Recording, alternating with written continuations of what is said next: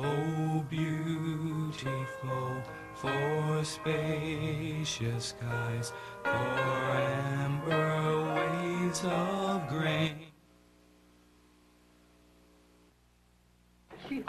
Good morning, everyone. We'll go ahead and get started. A copy of the Open Meetings Act is located on the north wall of the legislative chambers, and there's also a automatic external defibrillator on the back wall.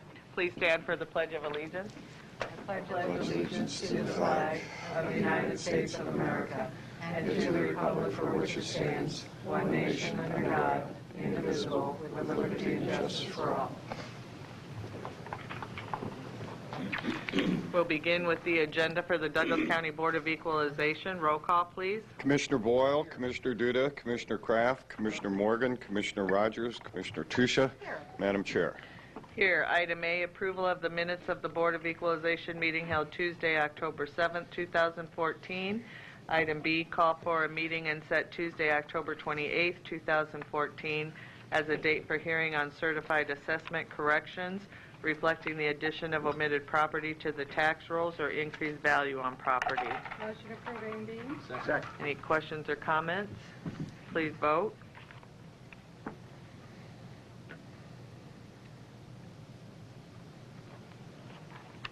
Motion passes. Item C, citizen comments. Is there anyone in the chamber wishing to speak to the Board of Equalization about an item not on the agenda? Seeing none, we'll move to resolutions, items D and E. Motion approved. And I can also, oh, wait a minute. Mike, which one is that? Has it already been removed from the agenda? Or is that the protest on the... Mike Goodwillie, Douglas County Assessor's Office. The item that I provided for you this morning from the taxpayer is the protest, item F. Item F, okay, so that's been removed. They're withdrawing it, yes. Withdrawn from. So we have resolutions D and E and adjourn. Yes, and adjourned. Does the second agree with that? Yes. Please vote.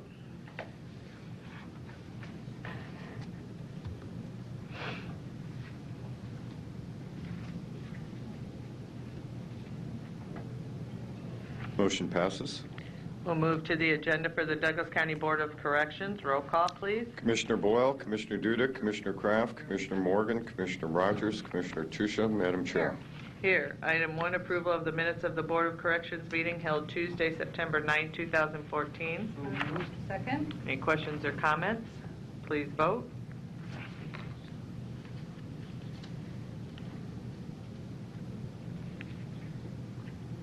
Motion passes.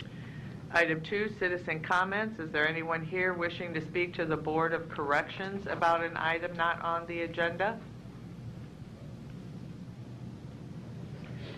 Item 3, the report from the Director of Corrections.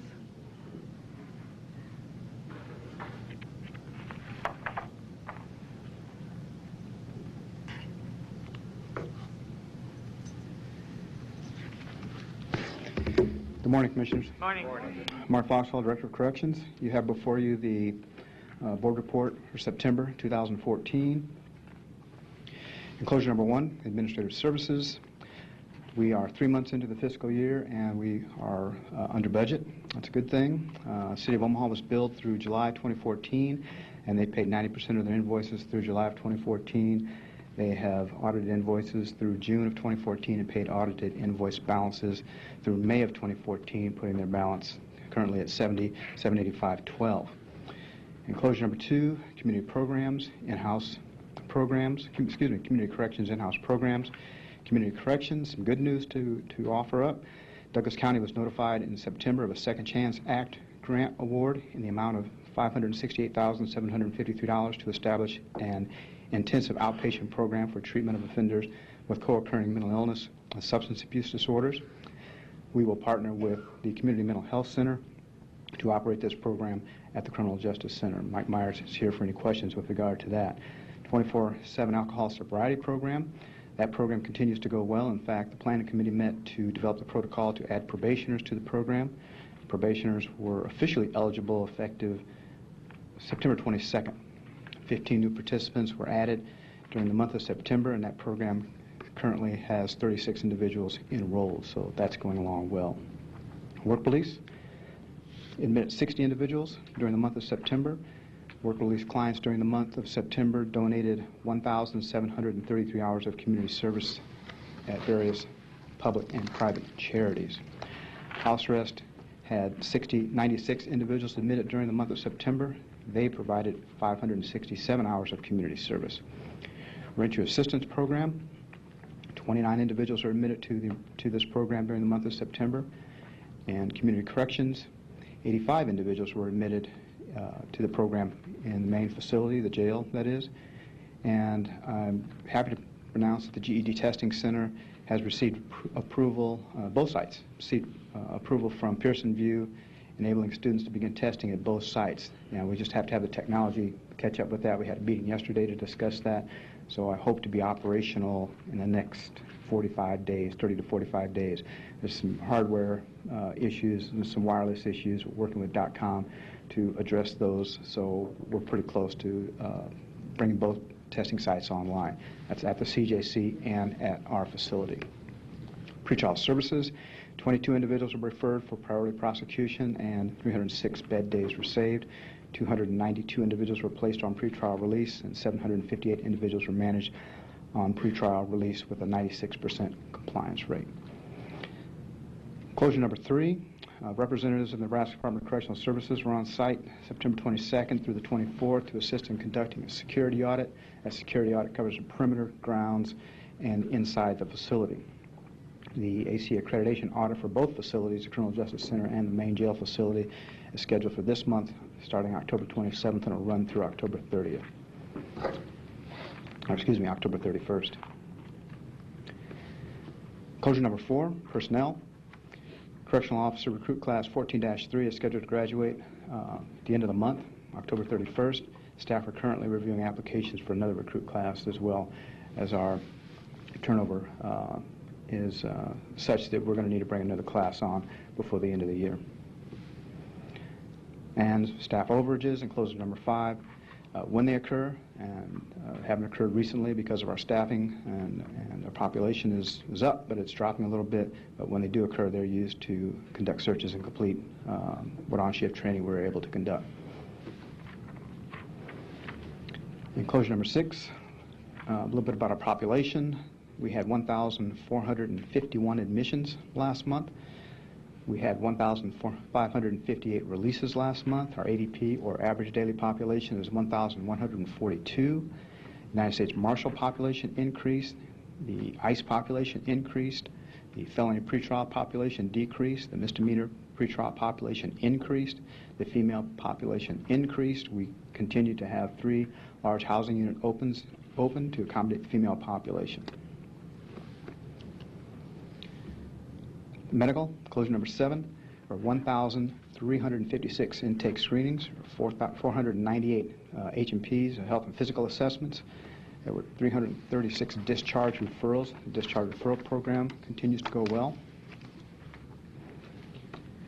Mental health, 24 psychiatric assessments. There were 148 mental health assessments.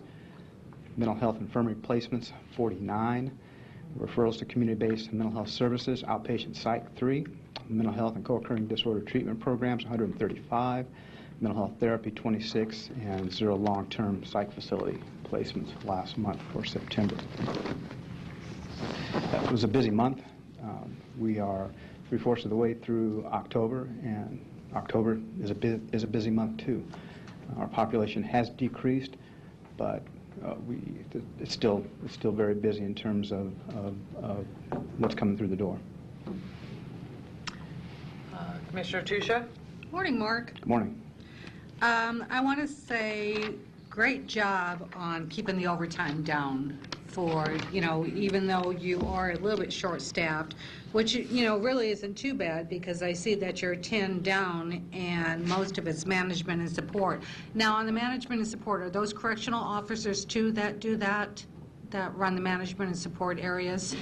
Support would be our record techs for example, a records manager, and we're working to hire a new records person right now, records tech person right now. We are also working to hire a couple staff for the 24/7, part-time staff for the 24/7 program as well. So we have a couple things in place, and we will post for a education specialist, someone to work in our GED program, Community Criminal Justice Center, probably within the next couple of weeks. So the support side we're down as well. Okay. Well, even with, the new recruits, you're still doing pretty good with the positions. And I hate to say that because about the time I do, and then you're going to hire a whole new class, then you're going to have just as many people quit or retire or whatever. But I think it's finally starting to even out a little bit. But like I said, even with that, with your new recruits and with down a little bit, the overtime, the vacation, the sick, a lot of that is down. So that great job on keeping a handle on that there. I did really, really like the news about that Second Chance Act grant for the Community Mental Health Center. It is so needed in our prisons that people don't even, or jails, people don't even realize, that we've discussed it before, how much needed this is. So hopefully this will help out a little bit with some of the population that we have in there. So great job on getting that act. I just looked one thing about that, and we talked about it in meetings that we've had. Although the mental health population is up a little bit, it's somewhat stable, but the acuity level of those folks coming in that is alarming. Yeah, and it seems to be getting more and more, so hopefully this will take care of some of that situation. You can never tell, and it may not, but I think it should alleviate a little bit, even one or two, is better than nothing at all, or even having an increase. So that I was really pleased to see that. Also, I'm pleased to hear about the GED testing finally getting close to up and running. That's been a long time coming, so I'm glad to hear that. We should have that up and coming in the next couple of months, hopefully by the end of the year. Definitely by the end of the year. And it's a completely different. Obviously it's a remake of the GED program nationally. A lot of sites around the country are having trouble getting up because of the technology that has to be added. Wireless, the software applications, so we're almost there. Good. Well, great job on that. And last but not least, I want to say congratulations to the commendations for all the correctional officers and staff that you have on here. That was a nice list there to see that. So great job on everything. Thank you. Just a piece about the overtime too. We still have overtime. We're still having ordered overtime. So I want to acknowledge the staff that are getting ordered. It's a lot on their plate to work long days with ordered overtime, but we're still working at that. Our population is down, so that's helped some of the ordered overtime. We've got another class coming, that's going to help some of the ordered overtime. But it's down, but it's just some work we need to do. Yeah, but still, even with the population down, you still have the marshal and the immigration and the female population that was up. So that's why I'm saying, even though it's down in one aspect, it's still up on the other ones, but your staff is doing an awesome job on keeping that overtime down. Yes, they are. Thank you. Commissioner Boyle. Good morning. Morning, sir. There's a couple of things I wanted to ask you about. At first, I think you're continue to do a terrific job. I would like you to talk a little bit more about the Second Chance grant, how you see that working with our community mental health facility. Just a kind of a brief, what is this going to do? Ramp up services, new services? What do you see happening? Good. Mr. Myers? Defer to my... I know, that's good. I'd do the same. I think that's the first time my boss has referred to me as Mr. Myers. This is all taped. I could get used to that. This is taped, so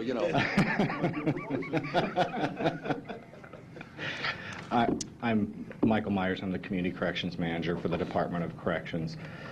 This is a grant. I'll just step back and kind of go over the basics. It's a 2-year grant, which includes a 6-month planning period. In likelihood, the grant will probably be longer than 2 years because we probably won't spend during the planning time at the rate it would take to spend down the funds, so we'll likely request an extension. So it'll probably be close to 2 full years of services that are provided through this grant. And I'll get into the sustainability. I'll kind of wrap up with that after that, when that grant period is up. But it's a 2-year grant to establish co-occurring treatment, mental health and substance abuse treatment on an intensive outpatient level. It'll operate in the evenings primarily at the Criminal Justice Center. So we'll have programming going on throughout the day that people would get in wrap. And then when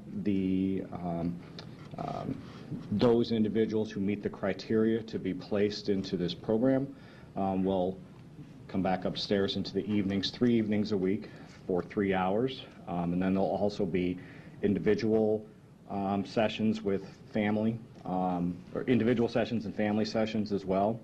And then one of the components that's required in this program, that required of the grant, that I really think is going to be positive, is there is a mandatory 6-month follow in the community by a case manager, post-release, post-completion of the program.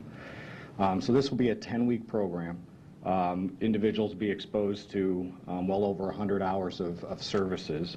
On the mental health side, beyond the substance abuse side, the co-occurring portion of this, CMHC will use their existing psychiatric outpatient program, and that part of the 6-month planning is to plan the details on how that's exactly going to work, whether that will be a nurse practitioner or some other a psychiatric professional that comes down to our center, or whether we make arrangements to bring people there.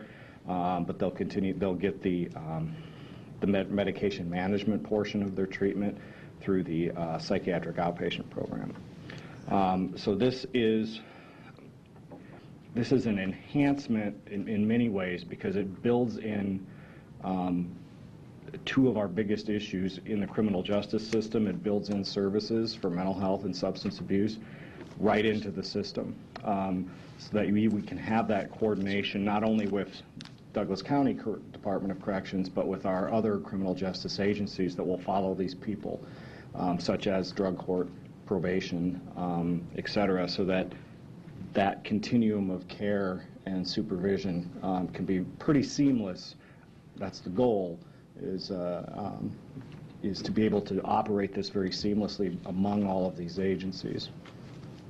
Well, excuse me, thank you. I was so impressed when I heard what this could do that I wanted to expand on it a little bit and even discuss it a little further. I really think this is a terrific grant, and I want to congratulate everyone who was a party to getting this put together. So I think it's great, and I'll add my 2 cents. You're doing a great job as well. So I appreciate that.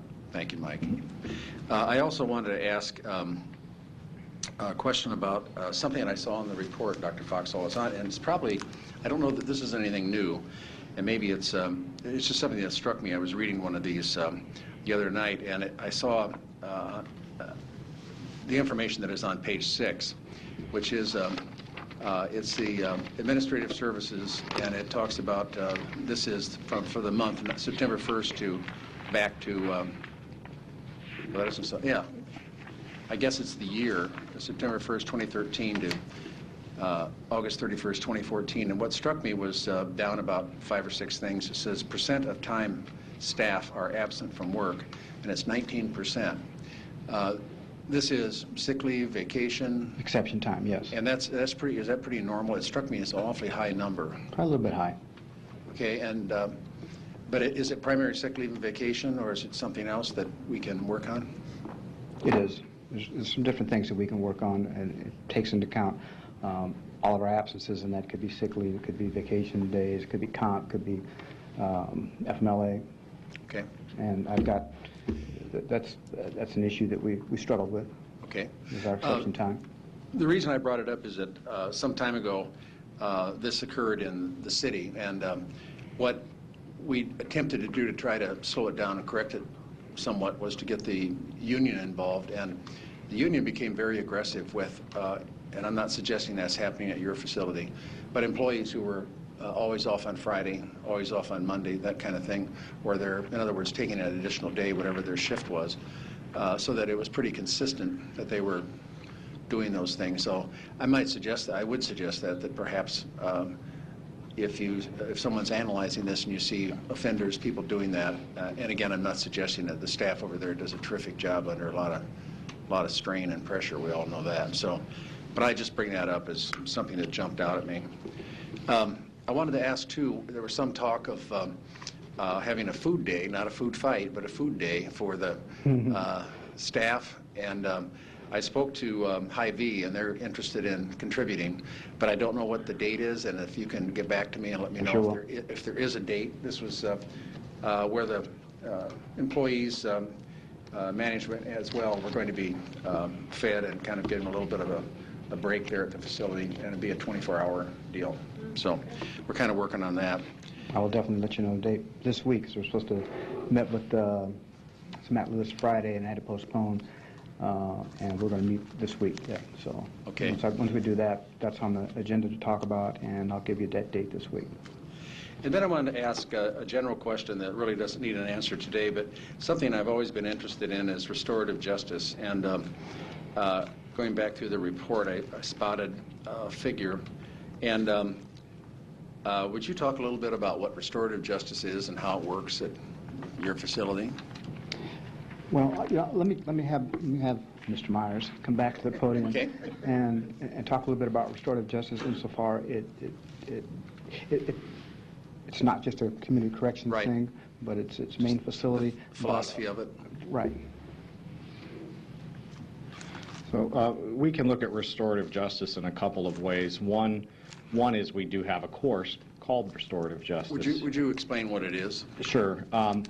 Heartland Family Service contracts with us to provide, I believe it's a 6-hour course on restorative justice, concepts of being accountable, victim empathy, understanding the impact of crime, various types of crimes on victims and their families are all concepts that are taught in that course.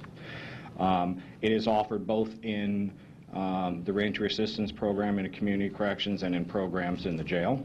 And in addition to that, I think the community, if you use the term restorative justice a little more loosely, a lot of the folks in community corrections especially have committed crimes where,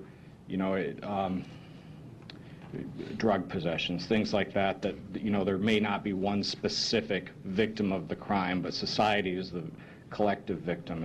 And the community service that people participate in at the food bank, at NCAP, at Charles Drew, we, as you guys are well aware, we do, probably average well over 2,000 hours, sometimes 3,000 hours of community service that's volunteered. This is not court-ordered by all of our folks every month. And I think that also speaks to kind of restoring, letting people put back into society what they've taken out. Do the inmates ever have a meeting with their victims? We don't manage that process. It does occur. One of the programs we collaborate with most closely in community corrections is young adult court. And victim offender mediation is a component of that program. So there's been times where we were asked to help, facilitate that. Sometimes the victim of a crime doesn't want to be involved in it. Right. They don't want to be bothered with it or feel like they'd be re-traumatized. And so sometimes I've actually been asked to play a surrogate victim where I've been given the crime reports, and I'll play the role of a victim and have the young person understand that point of view for me as a substitute for the actual crime victim.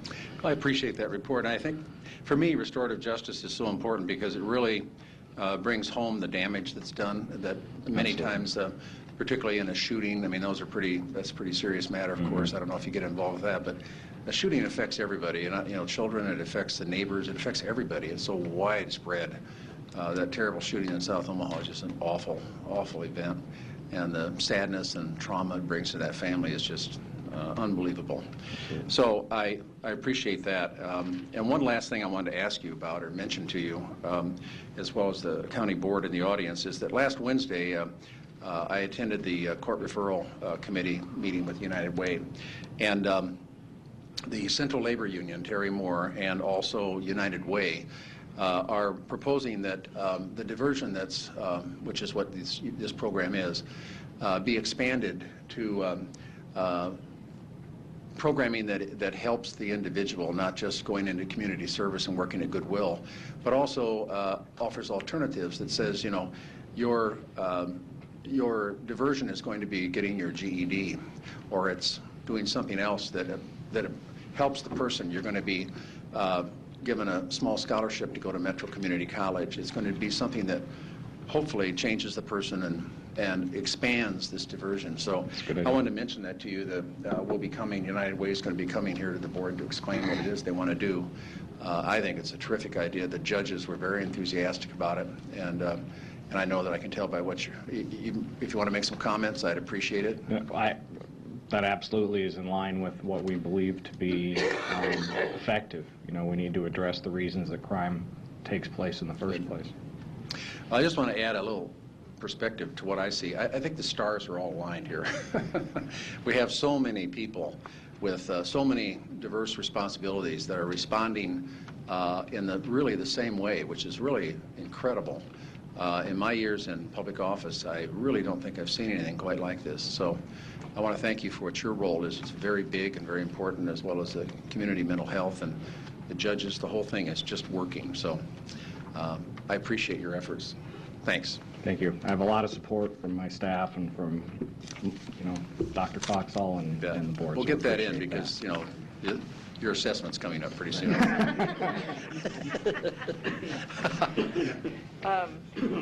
Mark, could you, on page, the last summary of the enclosure 8 mental health summary page, where you list out how many psychiatric assessments and how many initial mental health assessments, can you...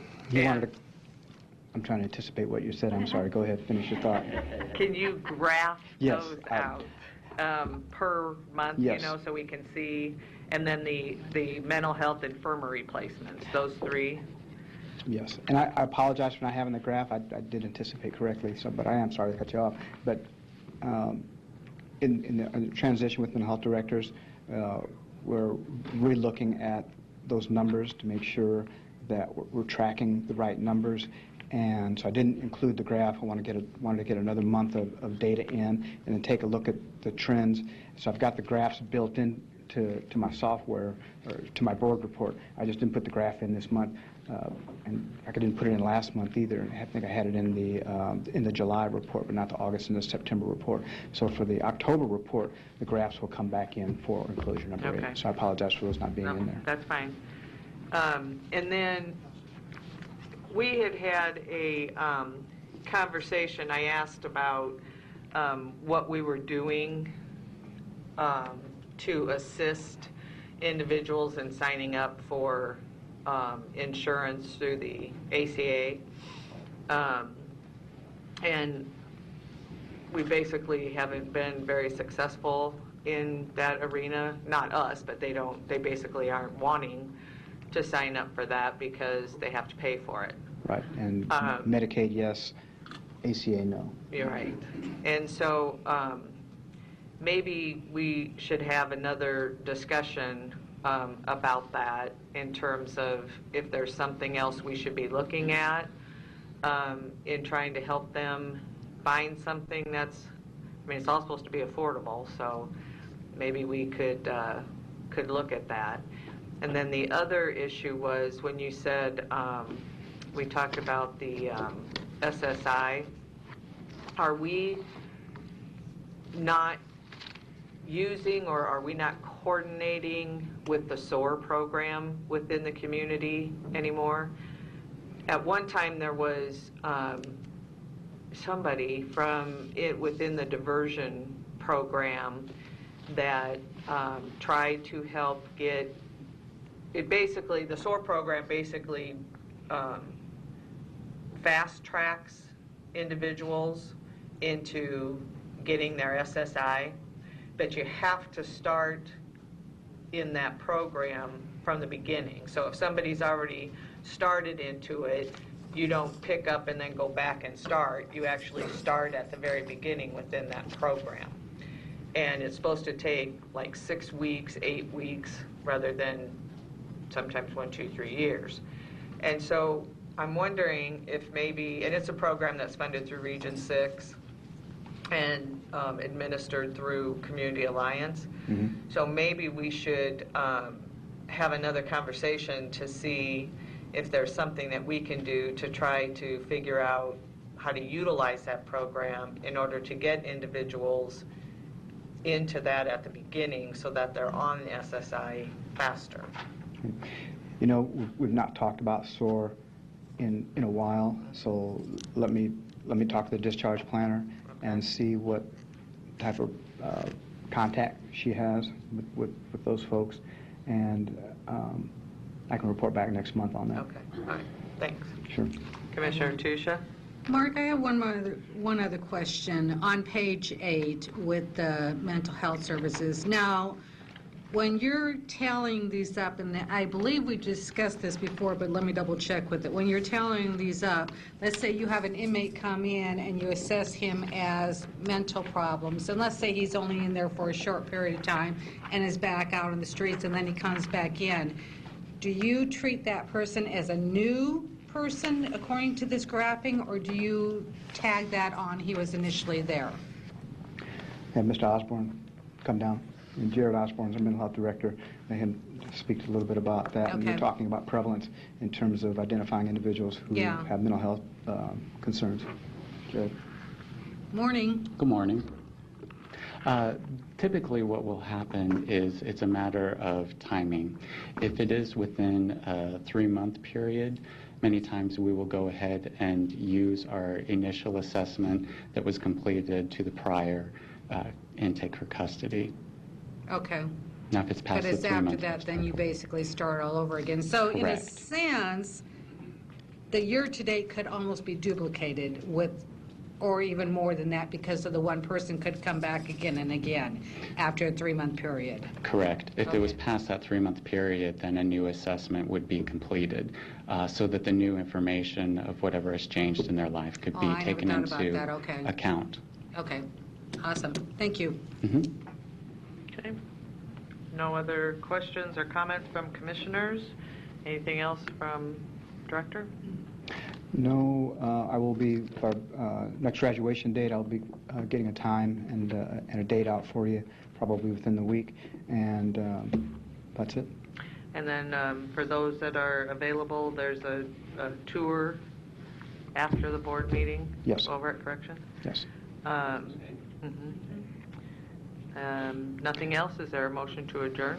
1 second. Do you have a preference for, the last time tour came through, it's been main facility. Do you have a preference for the Criminal Justice Center as opposed to the main facility? If that's the case, we can set it up either way. Either way. Okay. All right. Okay. Thank you. Thank you. Thank you very much. Is there a motion to adjourn? So moved. Please vote.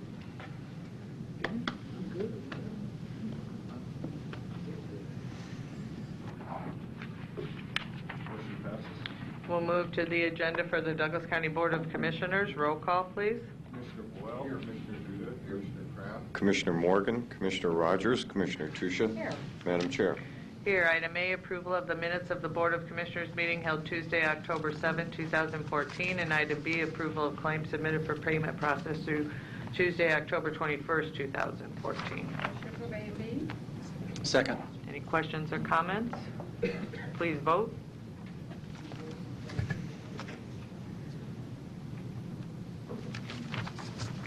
Motion passes. Consent agenda, items A through I for a total of 9 items. Second. Any questions or comments? Madam Chair. Commissioner Boyle? Yes, I wanted to briefly mention item F, which is a lease extension for juvenile probation office space on the Keyline building. The reason I bring it up is that when I was looking at the plans for the renovation of the Hall of Justice and some of the effects on this building, the judges' offices on the Farnham Street level of this building are going to be vacant. And I don't know how that's going to work out because the courtrooms are still going to be there, but the judges are moving to the west side of the Hall of Justice in new offices. So those offices, which are sandwiched between courtrooms, are going to be vacant. And I don't know that anybody could really fit in there very well. And of course, there's some treasurer's office space that's not utilized like it was in the past on the Harney level. I'd like to see us take a look at some of the space that's coming open. We either need to tell the building commission we don't want it and get out of there, so the city participates in paying for it, not just us. Or we should talk about who can fit in that space. I just bring that up. I'll be voting to approve this extension, but there's a bigger picture I'd like our public property department to look at. Okay. Any other questions on the consent? I have an item. I have a conflict of interest, so I'll be abstaining on the entire consent agenda. Do you want to just pull? No, I'll just abstain. Thank you. Okay. No other questions or comments? Please vote.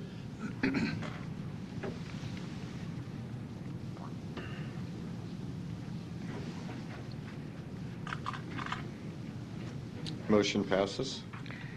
Citizen comments. Is there anyone in the chamber wishing to speak to the Board of Commissioners about an item not on the agenda? Seeing none, we'll move to a public hearing. There's a Class C 109929 license for beer, wine, and distilled spirits on and off sale for BHAB LLC, Broadmoor Hill Apartments at 18440 West Dodge Hills Plaza. Manager application Lisa Masden from 0702 North Fillmore in Papillion, 68046.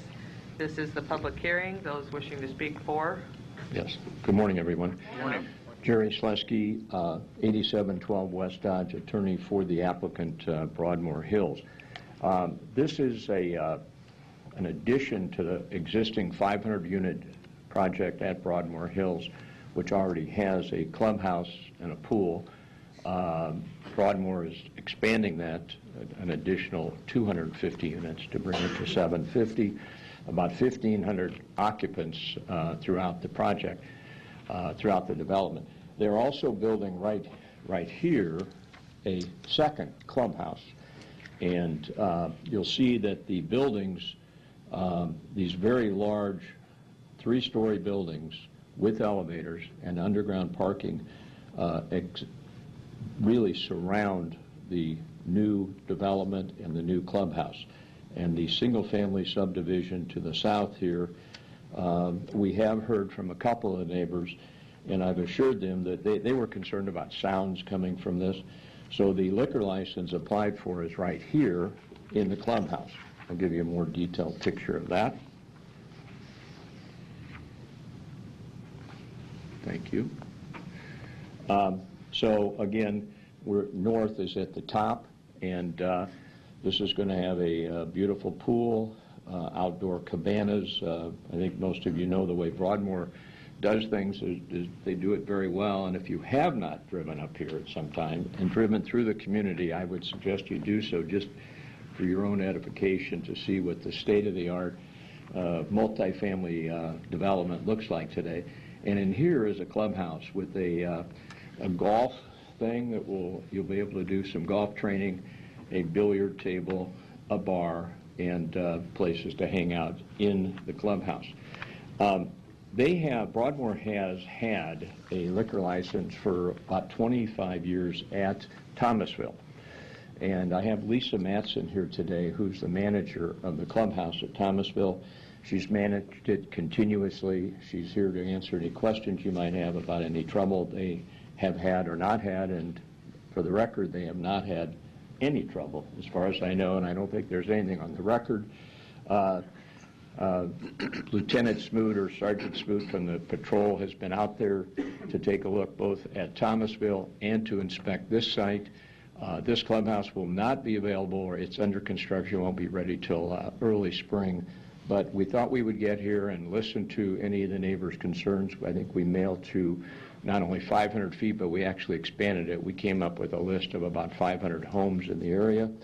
And we're here to answer any questions you might have about this. Commissioner Boyle. Mr. Susky, excellent presentation. Thank you. I wanted to ask, the liquor license would apply to a specific area, or would it be around the pool and the cabanas? And how far would the liquor license go? It does include the pool, which is entirely fenced, and the clubhouse, which is also entirely fenced. And we've been working with the Nebraska Liquor Control Commission on defining that carefully, and we've had to tweak it and retweak it a little bit, but we do have that, yes. Will that clubhouse be available for me to come out and rent?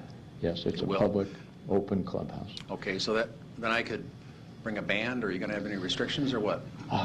Lisa could answer that, but I asked her that question this morning. They have a one-time-a-year party for the residents, and I believe they do have an outdoor band or something that would create some music. Other than that, they do have music at the pool. Okay. They are concerned about the neighbors, and they would keep it at a low level. What this is for, I mean, you've got a community out there of 1,500 and visitors. It's a little city out there. Yeah. And people they bring beer to the other pool and booze, and now here at least they're safe, they're home, they can walk home. It works. Yeah, I think it's a great concept. Just wanted to ask that. I think knowing the developer and knowing you, and I have a lot of confidence in how this will be operated, so thank you very much. Thank you. No other questions from commissioners or the public? Anyone wishing to speak again for or against during the public hearing? I see none. I'll close the public hearing. Motion to approve. Second. Please vote.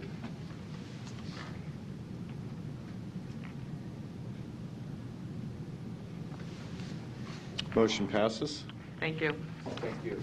Thank you. Good luck. Next, we'll move to committees, the first one being the budget report.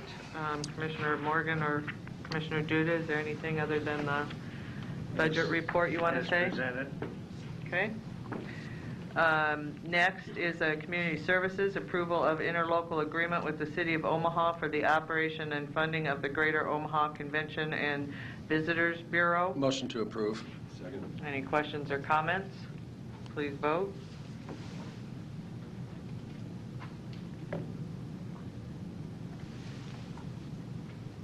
Motion passes.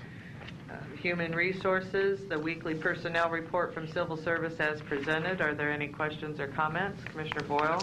I wanted to go back to criminal justice just for a moment, a comment. There's nothing on the agenda, but one of the things that we need to do at 911 is develop an education program so that the community, people making phone calls to 911 know what to expect if they're calling about, as some of the calls we had that brought the system down. One of the calls was that a woman needed the police, and when asked why, she said, my car was hit with hail.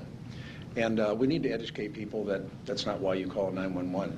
We need to get those calls out of there as best we can and educate people. There have been some very successful programs across the country, and the reason I bring it up is that it will involve a cost for advertising, and I wanted to mention that at this point.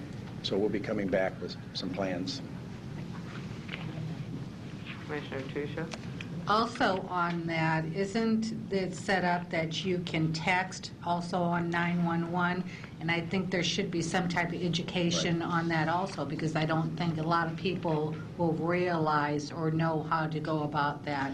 Well, that you know how technical I am, but that is the next generation. It's not available yet.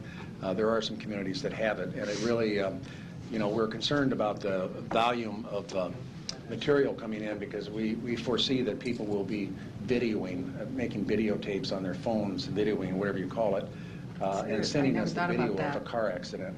So we could be getting massive amounts of data coming in from 5 or 6 people taking a picture of a car accident, you know. So it's going to be a real challenge to try to figure out how to handle this. So I appreciate your comment. You're absolutely correct. Yeah, thank you. Commissioner Boyle, that may be something you want to put on as a presentation or an update from our 911 director, either through your committee process. I'll do it. Or as a board presentation when we're ready. Presentation. That'd be good. Commissioner Kraft? Yes, for our staff, we haven't implemented that yet, have we? The text capability in 911? They're working on it. Right, we're working on it. It's not I didn't want to have people Oh, no, it's not available. misconstrue this and think they could text 911 right now. It's something in work in progress, very difficult to implement, and we're working out all the kinks and technical things. Right, it is not available. Right, I just wanted to make sure Good that was point. clear. Good point. Human Resources, weekly personnel report from Civil Service as presented. Were there any questions or comments? Commissioner Borgeson, I have one comment I'd like to make on legislative issues. I'd like to see us take a look, ask Marcos to look at the, we just approved something to do with microfilm in the consent agenda, provide record imaging and microfilm supplies. That really is not the state of the art today. We ought to be doing something quite a bit different, I think. I'd like us to discuss if there's something other than microfilm we should be doing with these records, and if there is, then we need to get the law changed, because I think it requires microfilming. But I'd like to suggest that to get it on our radar, so we discuss that and explore it, and look what the law requires, and then see if we want to try to do something different. Thank you. Weekly CAO report on staff assaults. We had 2 minor assaults at corrections yesterday, no major injuries. Legislative issues, besides the one that Commissioner Boyle just mentioned. Sorry, I jumped ahead. We do have our Tri-County retreat this Thursday, where we will be talking about our preliminary legislative items and seeing if there are any items that we can go in together on. Marcos, in terms of the one that Commissioner Boyle just brought up, there's been, over the years, attempts to change that from the microfilm. And there's always been an issue about whether or not the different storage modalities are as good lengthwise, the years that they're good for. So you might want to do some, like, look back and see what the testimony and stuff was on that. I will be going to Lincoln on Friday to testify during the unfunded mandate hearing that's going to be held. There's one Friday, and then there's another one the next week. I just lost my train of thought where it is. It's not in Lincoln.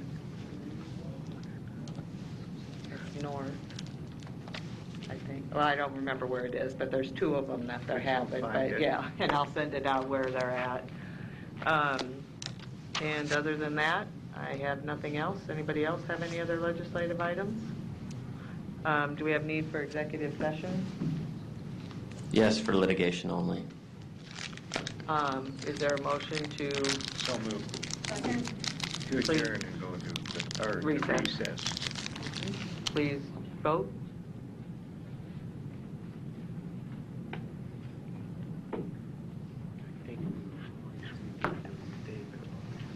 Motion passes.